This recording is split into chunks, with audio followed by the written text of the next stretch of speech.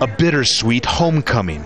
After 6 years of working in the U.S. illegally, Fernando Espinosa left his job in the state of Arizona when his employer demanded to see his working papers.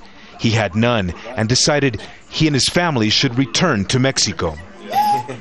Now, Espinosa, his wife, and 2 children share this cramped home with 6 other family members in Mexico. Their 9-year-old son, Isaac, barely speaks and writes Spanish. They worry he's falling behind in school here. I don't think the government is prepared for this problem. As migrants, we receive very little help, if any. They can't do very much for us. Espinosa has come to the offices of the local city government. They offer him a few pamphlets and wish him luck, unable to do much more.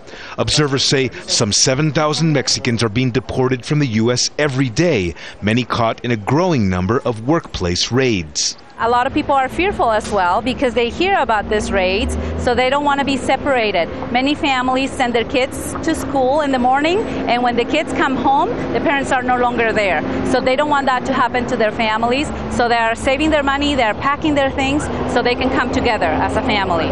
There's growing concern that the Mexican government is simply not ready to handle the increasing number of migrants who've already returned. But here at the Congress, some argue it's not going to be a problem. Legislators from Mexico's ruling party see no pending emergency and just expect a slight rise of around 2% in the usual number of migrants returning this time of year. They believe the U.S. economic recession will be short-lived and demand for immigrant labor will return. I predict by May we're going to see a change in the economy, and all these people are going to wait and stay there, and they're going to find a job there.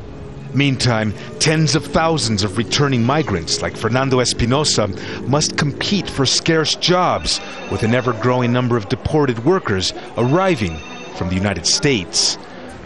If I can't maintain my family in a dignified way here, we'll have to leave again for another country where I can. Franc Contreras, Al Jazeera, Ecatepec, Mexico.